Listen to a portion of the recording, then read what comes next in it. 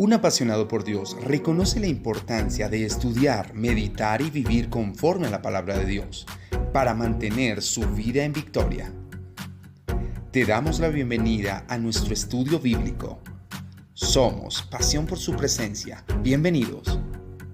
Entonces, quiero que lea conmigo, por favor, capítulo 10 de Romanos, versículo 1 al versículo 4. Ahí hay una entrada bien interesante que hace el apóstol Pablo. Dice: hermanos, el deseo de mi corazón y mi oración a Dios por los israelitas es que lleguen a ser salvos. Versículo 2. Puedo declarar en favor de ellos que muestran celo por Dios, pero su celo no se basa en el conocimiento. Verso 3. No conociendo la justicia que proviene de Dios y procurando establecer la suya propia, no se sometieron a la justicia de Dios. Verso 4. De hecho, Cristo es la culminación de la ley para que todo el que cree sea justificado. Ahora, como un primer punto, si estás tomando apunte, lo primero es que cuando la fe se confunde con la tradición, así lo puse yo, cuando la fe se confunde con la tradición. Veíamos en el capítulo anterior, en el capítulo 9, cómo el apóstol Pablo, él mismo expresa y dice que siente dolor. Yo no sé si usted estuvo hace 8 días, pero él decía: siento dolor, siento angustia por el pueblo, ¿verdad? Por su pueblo Israel, porque de alguna otra manera Pablo también, sin lugar a duda, era también judío. Él conocía, él sabía lo que su pueblo estaba haciendo.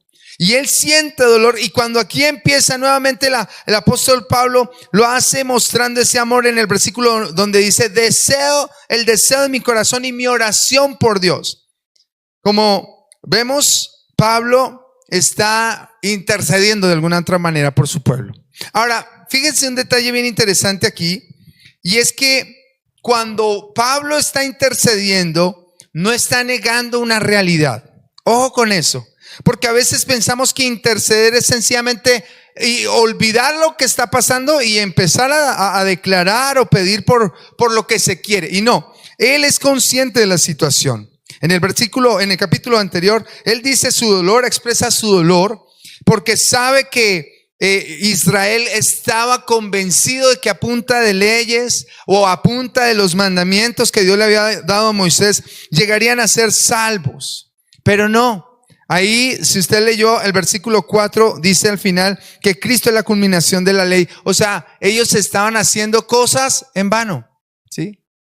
Se estaban esforzando realmente por algo que en el momento, o aún en este mismo momento, ya no tiene la misma relevancia que tuvo antes de que viniera Cristo.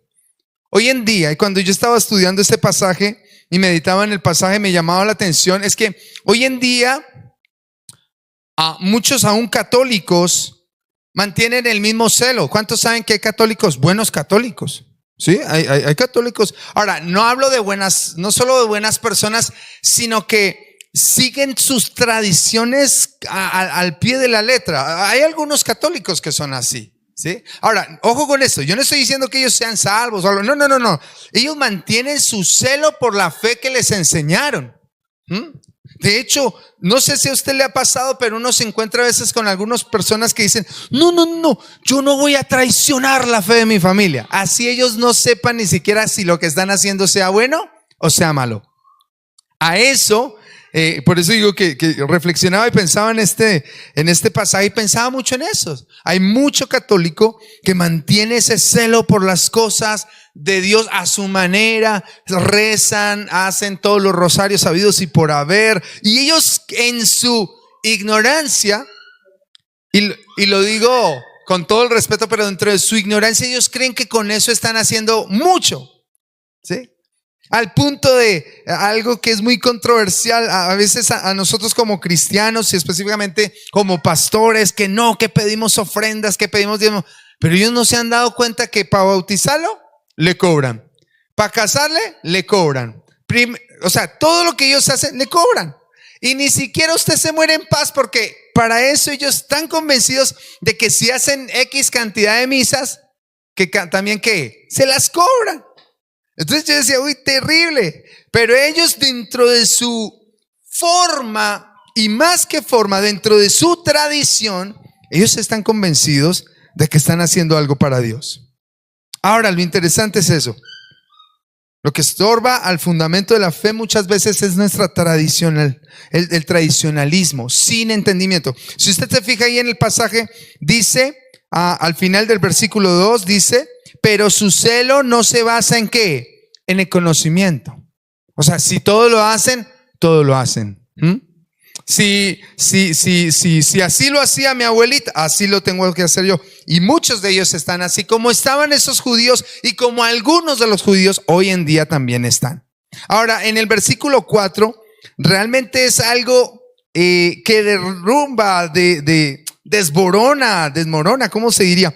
Realmente lo que muchas religiones y muchas tradiciones hacen. ¿Por qué? Quiero que si puede leer conmigo, no sé si esté igual aquí y allá en la pantalla, pero quisiera pedirle el favor que lo lea conmigo a la voz de 3. El versículo 4, 1, 2 y 3 dice, de hecho, Cristo es la culminación de la ley para que todo el que cree sea justificado. ¿Está diferente?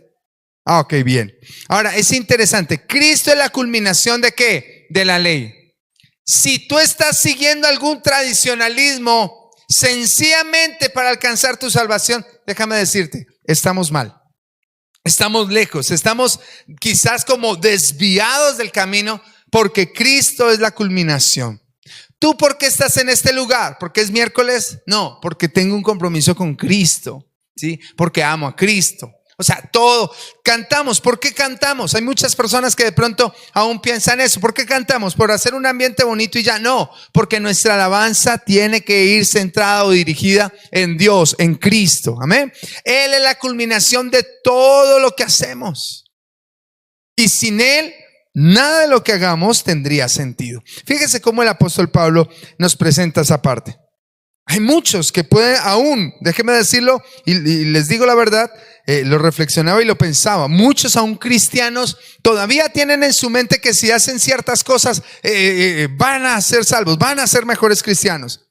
Pero realmente nuestro objetivo y nuestra finalidad tiene que ser Cristo. Ahora, en el versículo 5 al versículo 13, ahí hay algo bien maravilloso y algo bien especial. Digo que me gusta mucho el capítulo 10 como tal, porque fue un capítulo que mi papá y unos versículos específicamente que mi papá me enseñó. Quiero leerlo, dice así: así describe Moisés la justicia que se basa en la ley. Quien practique estas cosas vivirá por ellas. Eso lo encuentra usted en Levítico 18:5. Pero la justicia que se basa en la fe afirma: no digas en tu corazón quién subirá al cielo. Eso está en Deuteronomio 30:12. Es decir, para hacer bajar a Cristo, verso 7. O quién bajará al abismo. Es decir, hacer subir a Cristo entre los muertos. ¿Qué afirma entonces? La palabra está cerca de ti. La tienes en la boca y en el corazón. Eso está en Deuteronomio 30:14. Esta es la palabra de fe que predicamos. Préstele atención a eso. ¿Cuál es la palabra que debemos predicar? Fíjese bien en este pasaje. Versículo 9. Que si confiesas con tu boca que Jesús es el Señor y crees en tu corazón que Dios le levantó entre los muertos, serás ¿qué? Salvo. Verso 10. Porque con el corazón se cree para ser justificado, pero con la boca se confiesa para ser salvo. Así dice la Escritura: todo el que confíe en Él no será defraudado. Eso es Isaías 28:16. No hay diferencia entre judíos y los que no son judíos, pues el mismo Señor es Señor de todos y bendice abundantemente a cuantos lo invocan. Verso 13. Porque todo el que invoca el nombre del Señor será ¿qué? Salvo. Eso está en Joel, capítulo 2, versículo 32. Ahora, en esta parte que acabamos de leer, quiero que tenga presente algo. Es la única, diga conmigo por favor, es la única forma de salvación. Otra vez, es la única forma de salvación. Ahora, no somos salvos por ir a la iglesia, no somos salvos por orar, no somos salvos por hacer buenas obras, no somos salvos por eso. Pero existe una forma de ser salvos en Cristo Jesús y aquí la encontramos. Ya hemos mencionado bastante sobre que la salvación no es por obras o por ley. ¿Se acuerdan que lo hemos mencionado? De hecho, en las otras cartas que hemos estado estudiando de Pablo también él hace referencia a eso. No somos salvos por la ley, somos salvos por la fe. Amén. Muchas religiones y tradiciones fundamentan su salvación en acciones, en liturgias, que es lo que está diciendo allí en el versículo 5. Si lo viste, dice así, quien practica estas cosas vivirá por ellas. Ellos pensaban que por practicar todos los sacrificios, por practicar todas las ofrendas, por practicar todo lo que decía la ley y las leyes y los mandamientos, entonces con eso eran salvos. Ahora es interesante. Hoy en día no se trata de lo que yo haga, sino en dónde está puesta mi fe. Así de sencillo. Ahora, no se trata de criticar, soy específico en decirles en el catolicismo que es una de las religiones más predominantes de nuestra cultura y de nuestra sociedad. Ahora, no se trata de criticar o señalar a los católicos, decir, hey, allá el católico que está haciendo esto. No. Fundamentalmente su salvación, ellos lo están haciendo es por una tradición, ¿listo? Más bien deberíamos pensar qué tanto de eso está permeando, está impregnando nuestras vidas como cristianos. ¿Somos salvos? Amén. Pero cuidado que de pronto eso que de pronto les pasó al pueblo judío, cuidado que de pronto eso que por tradicionalismo el catolicismo ha enseñado, se nos esté pegando. ¿Sí? Un ejemplo, los que creen que oran más, los que creen que se asisten, los que creen van a ser más bendecidos. No, déjame decirte, la obra la hace Cristo Jesús. Amén. No hay otro, no hay otra forma, no hay otra idea. Pastor, o sea que ya no hay necesidad de congregarnos, o sea que ya no hay necesidad de orar tanto. No. Tampoco estoy diciendo eso. Y el apóstol Pablo muchas veces lo hace ver. No se trata de lo que yo haga para salvación, no. Es más bien el resultado de mi salvación me lleva a hacer esas cosas. Es diferente. No hago esas cosas para ser salvo, no. Soy salvo y eso me lleva a hacer esas cosas. Ahora, Pablo dice algo bien importante y tiene que ver con que la salvación es según la fe. Nosotros no podemos manipular la salvación. Y es peligroso. Oía una enseñanza y había un pastor que hacía referencia a muchas iglesias. Cuando las personas van a salir de la iglesia, los pastores maldicen a la gente. Si usted se va de la iglesia, le va a ir mal, ¿sí? En una ocasión, alguna vez escuché algo así terrible como las plagas de Egipto te van a alcanzar. Imagínense, ¿quién se va de esa iglesia con esas palabras? Nadie. Y muchas gentes sencillamente no se iban por temor a ser de pronto maldecidos. Y decía este pastor, decía, si ese es su caso, en el nombre de Jesús yo bendigo su vida y declaro que usted es libre de toda maldición. Tranquilo. Porque hay mucha gente que está, más que por una convicción, está ¿por qué? Por miedo. Un ejemplo y un caso bien fuerte que él decía era, imagínate el caso de una persona, un pastor decirle a una mujer, si tú te vas de la iglesia, ese hijo que te nace te va a nacer enfermo. ¿De dónde sale eso? Ojo con eso. ¿Cuántas veces uno dice, uy, pero qué pasó aquí? La realidad es que la salvación en nuestras vidas requiere de dos elementos. Diga conmigo, dos cosas. Número uno, mire ahí en su Biblia por favor en el versículo 9 y el versículo 10. Voy a leérselo nuevamente. Dice que si confesares con tu boca que Jesús es el Señor y crees en tu corazón. ¿Cuáles son esas dos cosas? Diga conmigo, la boca y el corazón. La boca y el corazón. Estas son las dos cosas que usted necesita. Pastor, ¿y los mudos? No, ese es otro tema. Pero déjeme decirle, es importante esto. La boca y el corazón. De hecho, ¿cuántos saben qué es la oración de fe? ¿Se han escuchado ese término de la oración de fe? Lady, ayúdame. ¿Qué es la oración de fe? Ok, ella acaba de decir, lo tengo que repetir para que quede acá. Abrir el corazón a Jesús, ¿verdad? Y sí es algo así. Cuando nosotros hablamos con una persona, estamos evangelizando, ¿le gustaría hacer una oración para invitar a Jesús? Entonces, todos los cristianos relacionamos esa oración como la oración ¿de qué? De fe. ¿Y qué hace la persona ahí? Básicamente esa oración es guiar a la persona a reconocer que ha pecado y que necesita a Jesús en su vida. Y de ñapa, Señor, anota mi nombre en el libro de la vida y no lo borres jamás. Eso lo hago yo, ¿verdad? Ahora, lo interesante de ahí de este pasaje es que sale la oración de fe, o lo que nosotros consideramos como la oración de fe. Pero, diga conmigo, pero en realidad en la Biblia no hay una oración de fe como tal. Es interesante eso. Hay personas que han ido a 10 iglesias, han visitado 10 iglesias, y por las 10 iglesias cristianas que pase, en las 10 iglesias hacen ¿qué cosa? La oración de fe. Te pregunto yo, ¿en cuál de las 10 iglesias esa persona se salvó? Muchas veces en ninguna. Nos pasó con mi esposa un caso muy particular. Hablábamos con alguien, creo que fue la última vez que organizamos para los bautismos, y una persona con qué frescura nos decía: sí, van a hacer bautismos. Sí, vamos a hacer bautismos. Y entonces él dijo: sí, yo ya me he bautizado como 3 veces.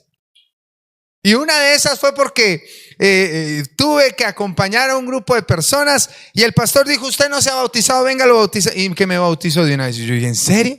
¿Se ha bautizado 3 veces? ¿Y está metido con Dios? No. Entonces fíjate que hay cosas que nosotros a veces hacemos, no es como por... Ahora, no te estoy diciendo que no puedas guiar a una persona a la oración de fe, pero si esa persona hace la oración de fe, es como un pasito, ¿está bien? Pero la vida cristiana es todo un caminar ¿con quién? Con Cristo, con Dios, amén. Ahora, entonces, pero quería de pronto enfatizar esa parte. Si confiesas con tu boca que Jesús es el Señor, y en el versículo 10 dice: con la boca se confiesa para salvación. ¿Sabe cuál es el problema aquí? Porque si decimos que entonces no es solamente hacer una oración y ya para ser salvos, el problema es que el problema de muchas personas es la incoherencia entre sus palabras y sus acciones. Por eso tú puedes repetir una oración, pero si tus acciones siguen siendo otras contrarias, no hiciste nada. Es como la persona que le promete a su esposa que nunca más va a llegar borracho y a la noche siguiente está tal cual. ¿Se entiende, hermano? Que lo que hablamos debe ser acorde a lo que vivimos. Cuando dice: confiesa con tu boca que Jesús es el Señor, cuando tú estás diciendo que Jesús es el Señor, es que Jesús es tu Señor. Ahora, yo sé que en este tiempo ya no vivimos tiempos de esclavitud ni nada de eso, pero en la palabra de Dios, cuando decimos Señor, se refiere a un amo. Y esa es la parte que nosotros debemos entender. Si usted se casa o se casó o se va a casar, Pilar ya no es soltera, ahora es, antiguamente se usaba, ¿no? Pilar de Santana. Yo quisiera ser Miguel de Bernal, pero pues qué culpa si así no era la regla. Ella está allá adentro escuchando, ¿cierto? Y cuando uno se casa, usted ya no puede vivir la vida de soltero. Perdóneme, pero sería como ridículo, ¿no? O sea, sí, estoy casado, pero voy a salir con la amiga del trabajo, me voy a ir a una fiesta. ¿Perdón?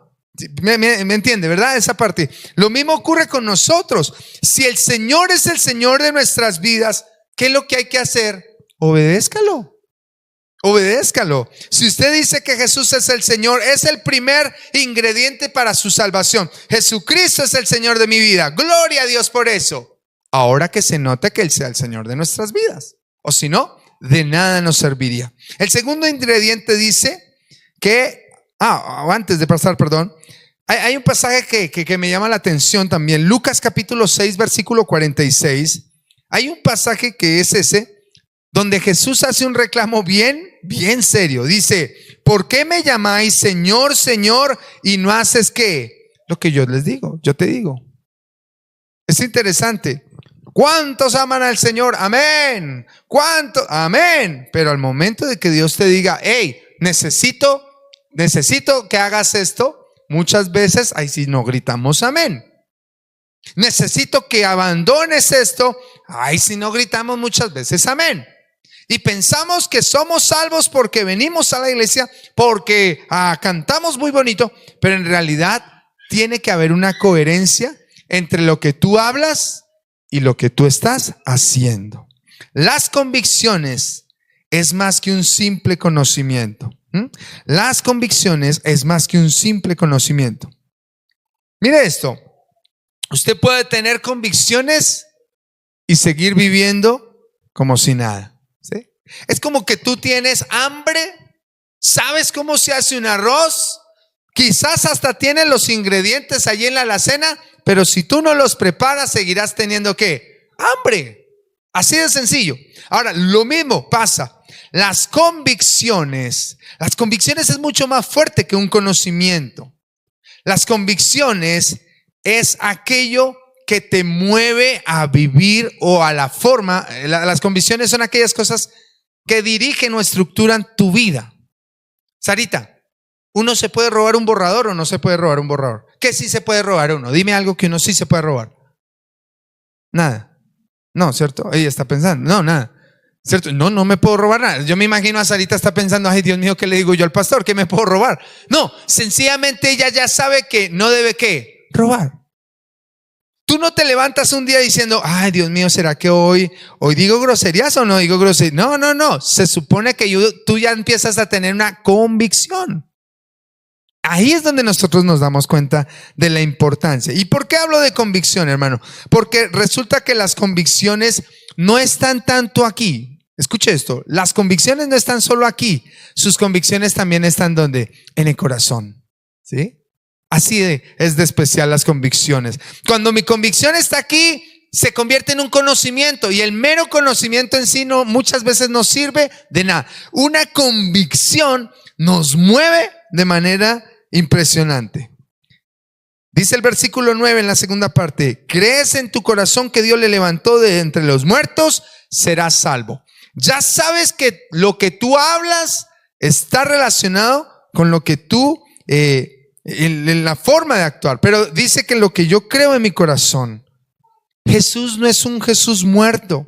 Jesús vive por los siglos de los siglos. Ahora, como creyentes, amados hermanos, tenemos que entender algo bien especial, y es que Cristo volverá. ¿Alguien puede decir amén a eso? Porque fíjate que a veces nos quedamos, no, pobrecito, el Señor murió, lo latigaron, lo golpearon. Claro que sí sucedió todo eso, pero hay mucho más. Cristo volverá. Y esa es una de nuestras convicciones en nuestro corazón. Jesús no se quedó en una tumba. Yo no sé, pero he ahí, y vuelva al ejemplo anterior del catolicismo. El catolicismo hace tanto alarde de la crucifixión de Cristo, más que la resurrección y la venida. Tienen el crucifijo, la sagrada víscera de Jesús, que es el Jesús ahí en una autopsia, la cosa más tremenda, ¿cierto? Y todos sus cuadros son de dolor y de martirio. Pero hermano, déjame decirle, la tumba está vacía, Cristo resucitó y vendrá por segunda vez. En el versículo 10 dice: porque con el corazón se cree para ser justificado. Ahora, ojo con esto. Creer, el término que se usa allí, dos veces se menciona en el versículo 9 y en el versículo 10. Cuando dice creer, va mucho más allá de un saber. O sea, ¿cómo así? Ahí no dice, si sabe en su corazón que Dios le levantó de los muertos, será salvo, en el versículo 9. No dice tampoco, porque con el corazón se sabe para ser justificado. No, creer es algo que me lleva mucho más allá. ¿Ha escuchado usted personas que dicen, si Dios es bueno, ¿por qué permite que niños hayan en la calle? ¿Sí? Si Dios es bueno, porque entonces permitió que hubiera un terremoto y se muriera. Y como que todos se lo chantamos a Dios, y en especial todo lo malo, ¿verdad? Pero la cuestión es que yo no creo en Dios solamente porque ocurran cosas buenas. Yo creo en Dios porque Él es Dios. O sea, así haga sol, haga frío, llueva o no llueva, Dios sigue siendo ¿quién? Dios. Eso me lleva a mí. Ahí es donde quiero llevarle, hermano, su salvación. ¿Quiere usted ser salvo? Haga la oración de fe. Gloria a Dios. Ese es su primer pasito. Pero realmente, ¿quiere ser usted salvo? Su boca debe confesar algo de lo cual usted está convencido, y es que el Señor es el Señor de su vida, y en su corazón usted tiene la convicción de que solamente gracias a Jesucristo usted es salvo. Ahora, para el mundo esto puede ser locura, pero ¿sabe? Me encanta lo que dice el versículo 11. Es cortito el versículo 11, pero dice algo tan especial para usted y para mí, que hemos depositado nuestra fe en Él. Así dice la Escritura: todo el que confíe en Él no será ¿qué? Defraudado. ¿Sí dice algo así acá? Sí, defraudado. Hermano, Tantas personas se podrán burlar de usted y de mí por ser cristianos y por haber creído en algo que ni siquiera hemos visto en persona. Pero le tengo una buena noticia. Cuando venga el Rey de Reyes, cuando venga el Señor de Señores, yo creo que va a salir mi abuela porque dice que los muertos en Cristo resucitarán primero. Y yo creo que lo primero que lo va a escuchar a mi abuela es el dicho que siempre decía: el que ríe de último, ahí está. Ahí, que el Señor va a venir por usted. El Señor no lo va a defraudar. Y posiblemente, y esto choca hoy en día más que nunca, choca mucho porque queremos, es algo natural en el ser humano, la parte de la aceptación. Pero hoy en día se ha enfatizado tanto y hay gente que termina negando muchas veces su fe con tal de ser aceptado por la gente. Pero déjame decirte, es preferible ser despreciado por las personas y aceptado por el Señor. Porque las personas finalmente van a ser momentáneas en nuestras vidas. El Señor es eterno. Él nunca nos va a defraudar. Y en el versículo 12 y 13, no existe, quiero que tenga presente eso, no existen varias formas de salvarse. Solamente confesando y creyendo en Jesús. Confesando y creyendo en Jesús. Regálese un minuto más con esto. Si es lo que yo confieso, lo que yo hablo, ¿de qué manera yo estoy hablando? Y esa parte es importante. ¿Por qué? Porque muchas personas hablan cosas muy bonitas, pero cuando estamos de mal genio, nuestras palabras no siempre son bonitas. Y no estoy hablando precisamente de una jerga de aleluya y gloria a Dios. No. Eso es muy bonito y todo. Pero ¿de qué estamos hablando? Hay otro pasaje en la palabra del Señor que dice que de una fuente no puede brotar agua dulce y agua amarga. No funciona, no se puede. Es absurdo esperar eso, ¿verdad? Ahora, ¿qué estás creyendo en tu corazón? ¿Es Jesús el Señor de tu vida? Te pregunto, ¿Jesús sana? Sí. ¿Jesús bendice? Sí. ¿Jesús guarda? Sí. Y podría mencionarle muchas otras cosas a lo cual todos decimos sí, porque finalmente en Él está todo lo que nosotros necesitamos. Hace tiempo cantábamos una canción que decía: si te tengo a ti, lo tengo todo, ¿verdad? Y eso es lo que nosotros deberíamos entender. Pero aquí viene otra parte. Aquí Pablo nos involucra. Por favor, ayúdeme y dígale a que está a su lado. Aquí viene esto específicamente para usted. Uy, este está salado. Versículo 14 al 17 dice: ahora bien, ¿cómo invocarán a aquel en quien no han creído? ¿Y cómo creerán en aquel a quien no han oído? ¿Y cómo oirán si no hay quien les predique? 15. ¿Y cómo predicarán sin ser enviados? Así está escrito: qué hermosos son los pies de los que anuncian las buenas noticias. Sin embargo, no todos los israelitas aceptaron la buena noticia. Isaías dice: Señor, ¿quién ha creído a nuestro anuncio? Así que la fe viene por... tengo la Reina Valera en mi cabeza, está bien, discúlpeme. Así que la fe viene como resultado de oír el mensaje, y el mensaje que se oye es la palabra de Cristo. Este tercer punto, y que le digo que eso tiene que ver directamente con nosotros, es que somos responsables de evangelizar. ¿Sí? Si estás tomando apuntes, escríbelo en alguna parte y dile: somos responsables de evangelizar. Y me llama la atención. La Biblia nos enseña, hay varias cositas que nos habla con respecto de este mundo y de la sociedad en la que estamos. Por ejemplo, el mundo está bajo el dominio del maligno. Eso lo enseña 1 Juan 5:19. Y algo que también enseña la palabra en Efesios 4:18 es que el mundo tiene el entendimiento entenebrecido. ¿Sí? Por eso cuando tú le hablas algo de Dios o algo del poder de Dios a las personas que no tienen de Cristo, ellos ¿en serio? O sea, a ellos les cuesta entender eso, ¿sí?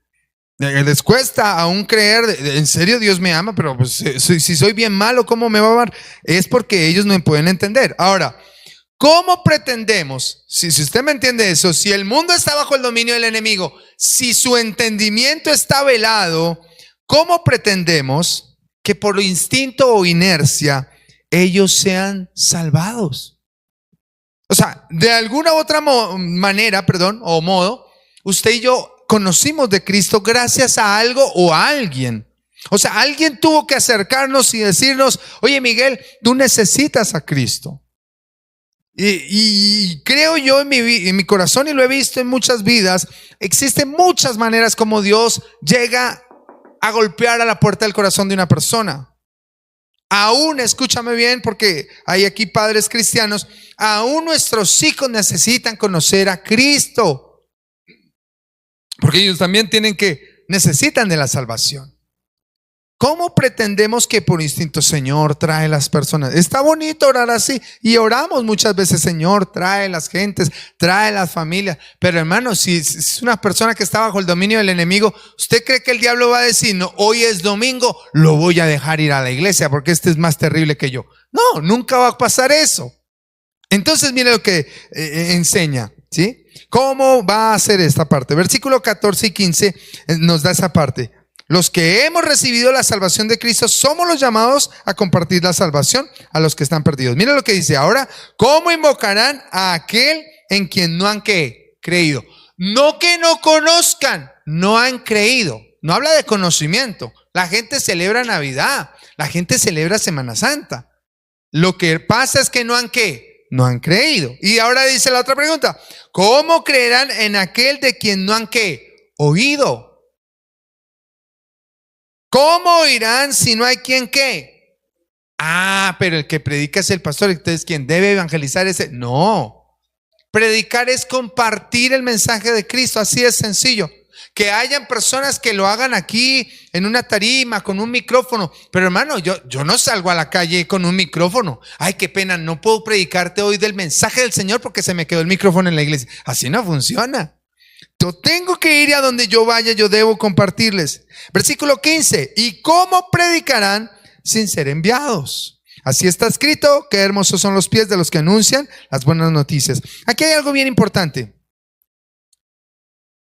Hoy en día vivimos en una comodidad tan impresionante, y no les miento y no lo digo sarcásticamente. Vivimos en una comodidad tan grande hoy en día como iglesia del Señor, que todo se nos prepara, y claro, tenemos que hacer de la iglesia un ambiente bonito, un lugar agradable, un lugar limpio, toda esa parte está bonita, pero en realidad, hermano, la iglesia es como un entrenamiento, como un gimnasio, podría ilustrarlo de esa manera, ¿sí? Usted se prepara aquí para salir por esa puerta y producir algo allí en su hogar, para salir y producir algo en su lugar de trabajo. ¿Alguien puede decir amén a eso? Usted es enviado por el Señor, usted es llamado por el Señor. Muchos dejan de hacer la tarea, escuche esto, muchos dejan de hacer la tarea de evangelizar solo porque el primero que se encontró les dijo no. Te lo vuelvo a repetir. Muchos dejan de hacer la tarea de evangelizar solo porque el primero que se encontró les dijo no. Pero el llamado es a ser discípulos. ¿Hasta cuándo? Hasta que Cristo venga. O sea, siga predicando, siga compartiendo. Pastor, es que yo no, la gente es dura. ¿Usted cree que no? Sí, claro, la gente es dura. Pero habrá alguien que va a recibir de la salvación del Señor. Entonces, mi llamado, o el llamado que Dios nos hace a cada uno de los que somos salvos, hermano, háblenle a las personas de Cristo, compártales a las personas de Cristo. Quizás muchos te dirán que no, pero déjame decirte, hay muchos que necesitan una oración, que tú ores por ellos. Muchos necesitan escuchar. Ahora, me gustó, esta parte es bien interesante. La Biblia habla de que en Mateo capítulo 13 nos da una parábola, y es la parábola del sembrador. ¿Recuerda usted esa parábola? Dice que el sembrador salió a sembrar y empieza a mencionar diferentes terrenos. Hay una semilla que cayó entre las piedras, vinieron las aves y se la comieron. Hay otra que cayó entre espinos, hay otra que cayó aquí, pero hubo una que cayó en buena tierra. Imagínate tú el sembrador diciendo, ay, se me cayeron entre las piedras. No, el sembrador lanza la semilla y alguna producirá el fruto. ¿Alguien puede decir amén a eso? El corazón de las personas finalmente es como una tierra, como un terreno. Me gustaba alguna vez un testimonio de una persona que decía, definitivamente, hay un pasaje que dice que no es que nosotros lo hayamos amado a él, sino que él nos amó a nosotros primero. Y él decía, es impresionante, estaba viviendo una situación terrible. Su mamá le decía, oiga, busque de Dios, vaya a la iglesia, Cristo le ama. Mejor dicho, ¿quién mejor evangelista que la mamá? Mamá tan cansona. Y dice que se iba al trabajo y preciso en el trabajo lo ponían con un ayudante y era cristiano. Y ese empezaba a hablarle de Cristo. Y iba por la calle y preciso alguien se subía al bus y háblele de Cristo. ¡Qué cansón! Hasta que finalmente dijo, está bien, Señor, me rindo, aquí estoy. Es necesario. Y ahora, de pronto pareciera difícil. Pero es algo necesario, diga. Es importante compartir. Me gustó esa parte que dice al final, que yo me lo aprendí en la Reina Valera, que dice que la fe viene por el oír y el oír la palabra del Señor. O sea, ¿qué quiere decir eso? ¿Que usted debe escuchar como loro una predicación? No, lo que quiere decir es que tanto, mi esposa hace énfasis en esa ilustración, ¿no? ¿Se ha visto una goterita? Cuando caen las primeras 10, 20 veces, eso no hace nada. Pero cuántas goteras, y en especial uno lo nota en un río, ¿no? Que estamos hablando de años del agua correr por el mismo lado. La misma agua da y da hasta que da forma. Muchas veces la gente va a necesitar escuchar no una, 2 veces. Muchas personas van a necesitar escuchar muchas veces la palabra de Jesús, la palabra de Cristo. Amén. Ahora, un mal necesario. Ya alguna vez alguien decía, es un mal necesario. Quiero que mire, por favor, ya vamos llegando al final. En la parte del versículo 18 al 21 dice, pero pregunto, ¿acaso no oyeron? Claro que sí. Él está hablando de los israelitas, ¿no? Dice, ¿acaso no oyeron? Claro que sí. Por toda la tierra se difundió la voz, sus palabras llegan hasta los confines del mundo. Eso lo dice el Salmo 19:4. Versículo 19. Pero insisto, ¿acaso no entendió Israel? En primer lugar, Moisés dice, yo haré que ustedes sientan envidia de los que no son nación y voy a irritarlos con una nación insensata. Eso está en Deuteronomio 32:21. Versículo 20. Luego Isaías se atreve a decir, dejé que me hallaran los que no me buscaran y me di a conocer a los que no preguntaron por mí. Isaías 65:1. En cambio, respecto a Israel, dice, todo el día extendí mis manos hacia el pueblo, hacia un pueblo desobediente y rebelde. ¿Por qué digo que es un mal necesario? ¿Ellos supieron de Jesús? Sí. O sea, los mismos fariseos, los mismos sacerdotes, el sumo sacerdote estuvo ahí animando al pueblo para que crucificaran a Jesús. O sea, ¿ellos conocieron? La respuesta es sí, pero no lo recibieron. Y aún hoy en día, vuelvo a decir, hoy en día los israelitas, el pueblo de Israel, la nación de Israel, que usted y yo vemos en noticias peleando con los palestinos y todos, ellos no han querido volver su corazón a Jesús. Entonces, Dios es sabio y soberano. Y lo impresionante es que esa parte de que Israel haya rechazado a Jesús sirvió para que la salvación nos alcanzara a nosotros los gentiles. Esa parte es interesante. Los que no somos pueblo judíos. Ahí en el versículo 11 y versículo 12 dice, vino a lo que era Juan capítulo 1 versículo 11 al 12 dice, vino a lo que era suyo, pero los suyos no lo recibieron. Y hay un pasaje que lo repetimos muchas veces, que es el versículo 12, dice, mas a cuanto lo recibieron, a los que creen en su nombre, les dio el derecho de ser hijos de Dios. Es interesante esa parte. El pueblo de Israel no lo aceptó. Qué terrible y qué tristeza. Pero como mientras ellos lo aceptan, el evangelio de Cristo está siendo compartido en todos los lugares de la tierra. Me llama la atención, la pandemia fue algo terrible, y sí que lo fue, y afectó muchas cosas, aún hasta la iglesia, me atrevería yo a decir. Pero lo interesante de la pandemia, ¿sabe qué fue? Que todos nos tuvimos que sí o sí volcar a las redes sociales. Y dígame usted, ¿dónde no llegan las redes sociales en este momento? Si no es una de las cosas que más se difunden en todas las partes. O sea, aún en países donde redes sociales están bloqueadas, la gente desbloquea muchas veces cosas para averiguar y saber a dónde no ha llegado el mensaje de Cristo. Es más, hay una parte importante que anuncia la venida del Señor. Eso lo encontramos en Mateo 24:14, que dice, y este evangelio del reino se predicará en todo el mundo como testimonio a todas las naciones, y entonces vendrá el fin. O sea, lo que Pablo está diciendo allí es, ¿acaso no oyeron? Sí, sí oyeron. Pero fue necesario para que la salvación llegara a los no judíos, que somos usted y yo. Y termina, Pablo sabe y reconoce que Israel no ha sido desechado por Dios, eso sí, y anhela la salvación. Pero es interesante cómo aún hoy en día sigue habiendo un pueblo, como describe el profeta al pueblo de Israel, un pueblo desobediente y rebelde. Cierro aquí esta idea y este estudio recordándoles, ¿hay gente que está viviendo por tradiciones? Sí, pero el problema no son precisamente los que están afuera que siguen tradiciones. El problema somos los que estamos adentro, que de pronto caigamos en religiosidad o caigamos en tradicionalismo. El problema no es esos que están allá que no entienden nada de Cristo, sino el problema es que nosotros como iglesia no estemos llevando el mensaje de Cristo a esas personas.